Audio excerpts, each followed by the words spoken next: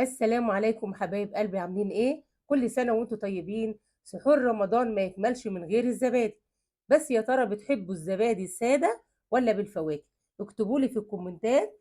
النهارده هعمل معاكم انجح زبادي بيتي، قوامه كريمي زي القشطة وتحدي انه يفصل معاكي. كملوا الفيديو للاخر عشان تعرفوا سر المصانع. بس ما تنسوش الاشتراك في القناة وتفعلوا زر الجرس وتكتبوا لنا تعليق حلو كده زيكم. يلا بينا نشوف هنعمل ازاي احلى زبادي بيتي. جبت حلة واسعة ونزلت فيها ب2 كيلو لبن جاموسي كامل الدسم.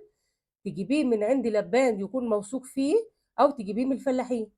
لو استعملتي لبن معلب مش هيكون كويس، ولا نتيجته كويسة ومش هيكون متماسك معاك. هنغلي اللبن كده كويس، لازم يغلي كويس جدا عشان الميكروبات والجراثيم اللي موجودة في اللبن.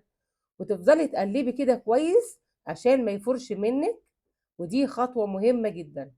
بسم الله ما شاء الله، اللبن في منتهى الجمال دسم. وطبعا بنقلب كده على نار هادية جدا تخليه شعلة معاكي عشان ما يفرش منك اللبن، وفي نفس الوقت عشان القشطة ما تنزلش تحت وتلزق في قعر الحلة. خطوة التقليب دي مهمة جدا يا جماعة. كده كمان بتخلطي القشطة مع اللبن، والنار الهادية دي هتديكي نتيجة، هتطلع بخار المية من اللبن، هتديكي نتيجة كويسة جدا. شايفين عامل ازاي؟ حركة التقليب دي زي ما قلنا مهمة. بسم الله ما شاء الله، شايفين وش اللبن قد ايه؟ علشان اللبن مضمون وكامل الدسم. هنسيبه بعد الغليان 5 دقايق على البوتاجاز، وتقلبي برضو كده على خفيف. دلوقتي خلاص غلي معانا، وشايفين الوش قد ايه.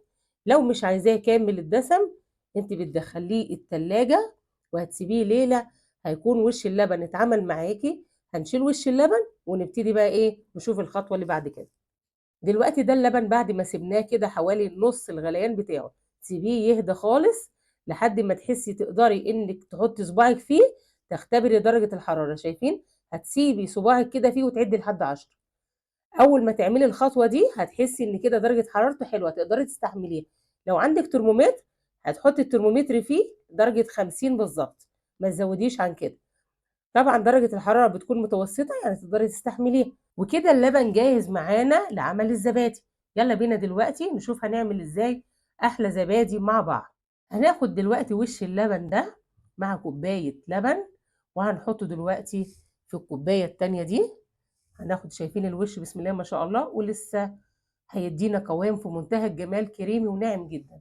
هتاخدي الوش ده تحطيه في الكوباية دي، وهتاخدي كمان كبشة من القشطة الجميلة دي، وهتاخدي كمان كبشة لبن اهي. ودي كمان كبشة لبن جميل يا جماعة وخطير، وهيطلع معاكي متماسك وناعم وحاجة في منتهى الروعة، أحلى بكتير جدا ما تشتريه من بره. يلا بينا دلوقتي هننزل ب4 معالق سكر. كل كيلو لبن بياخد معلقتين سكر عشان يديكي الطعم الجميل. لو مش عاوزة سكر براحتك ما تحطيش، بس ده هيديكي طعم اللي بره بالظبط.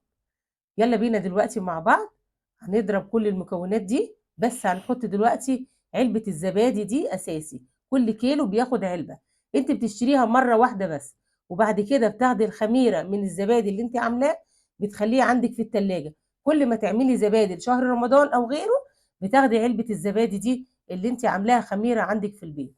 يعني انت هتشتريه مرة واحدة بس. شايفين؟ هتنزلي بعلبتين زبادي لل2 كيلو. لو هتعملي كيلو هتاخدي علبة واحدة بس. يلا بينا دلوقتي مع بعض هنخلط كويس جدا. دلوقتي معانا الهاند بلندر، لو ما عندكيش بالمضرب اليدوي او في الخلاط مفيش اي مشكله، ما تقفيش، مضرب يدوي واضربي كويس. هنفضل نضرب لحد ما يدينا القوام الكريمي، وتحسي كل علبه الزبادي ما بقاش فيها ولا قطعه، كلها قطعه واحده. شايفين؟ كريمي كده تحسي انك قشطه قدامك. تضربي شويه بس هيديكي نتيجه في منتهى الروعه. شايفين عامل ازاي؟ قشطه وكريمي وزي الفل. ودي الخميره اللي عملناها، شايفين؟ قشطه. كل الزبادي داب خالص في منتهى الجمال. يلا هننزل بيه دلوقتي على اللبن، وهناخد الفوم القشطه دي الجميله دي، وهنضرب بقى كويس جدا كده لحد ما القشطه تطلع تاني على الوش. شايفين الرغاوي اللي طالعه دي؟ القشطه اللي في اللبن طفت على الوش ازاي، شايفين بقت عامله ازاي. يلا بينا دلوقتي جبنا بقى طواجن او كوبايات صغيره او اطباق صغيره جدا حجم الزبادي، مسكناها غسلناها ولمعناها كويس جدا، ما تخليش فيها ولا نقطه ميه.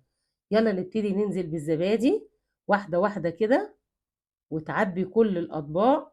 خطير جدا يا جماعة، اوعي يكون اللبن سخن، هيخلي معاكي الزبادي يفصل معاكي ويبقى شرش. فلازم تمشي على الخطوات اللي احنا عاملاها، هيديكي نتيجة زي الفل.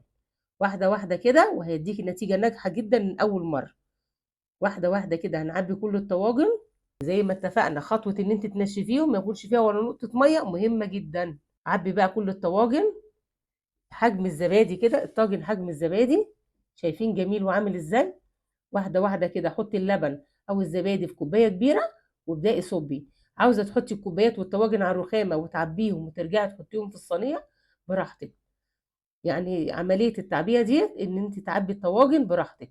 واحدة واحدة كده، هو اي كوباية ليها بوز عندك، وتنزلي واحدة واحدة بالزبادي. خطير وجميل وناعم واوفر مما تشتريه من بره او من المصانع بمراحل. وطعمه احلى بكتير جدا من زبادي المصانع، واحلى مما تشتريه من اي محل البان. اعمليه في بيتك كده في رمضان، هيديكي نتيجة ناجحة ونتيجة كويسة. بس يمشي على الخطوات زي ما اتفقنا، وهيعمل معاكي كمية كبيرة. خطير وجميل. شايفين الوش اللي فوق دوت؟ عاوزة تعمليه بمعلقة أو بخلة تشيلي وش اللبن براحتك. عاوزة تسيبيه كده هيديكي نتيجة برضو كويسة، مفيش أي مشكلة. شايفين عبينا كل الطواجن ازاي وفايض معانا قد ايه؟ عملنا كمية كبيرة من 2 كيلو. يلا بينا دلوقتي. شيلنا طاجن من النص كده عشان نعرف نحط المية. اوعي وانتي بتصبي المية يجي نقطة على الزبادي. معانا مية مغلية تكون بتدخن معاكي، بس ما تخليهاش درجة الغليان كاملة، يعني يا دوبك يبتدي البخار يطلع منها. هنخلي المية في الصينية حوالي نصها كده أو تلتها. بالراحة واحدة واحدة، واوعي نقطة تيجي على الزبادي. عبي بقى في الصينية كده اهوت. شايفين الكمية لحد فين؟ بس كده تمام قوي. حطينا دلوقتي المية. يلا بينا دلوقتي هننزل بالطاجن اللي احنا او الكوباية اللي احنا شلناها. وخطوة مهمة جدا، عاوزة تعمليه باسترتش روم براحتك، لكن انا ما بحبوش عشان اوقات بيبقى فيه نقط مية. دلوقتي بفوطة قطن كده تبدأي تغلفي كويس جدا. وعندي صينية تانية نفس الحجم بتاع الصينية اللي انا عملتها، وتكفيها كده عليها. وانا ولعت الفرن بالظبط دقيقة، بالظبط دقيقة وهو سخن دلوقتي. ودي حضانة الزبادي اللي بتديكي نتيجة زي مكنة الزبادي تماما. انا دلوقتي هدخله الفرن وهسيبه دلوقتي من 6 ل 8 ساعات عشان يديكي نتيجة في منتهى الجمال. وده الزبادي بعد ما خلصناه ودخلناه التلاجة قعد معانا 3 ساعات. بيكون متماسك جدا، وطعمه وريحته حاجة في منتهى الروعة. شايفين الكمية عملناها قد ايه؟ حاجة جميلة وفي منتهى الجمال.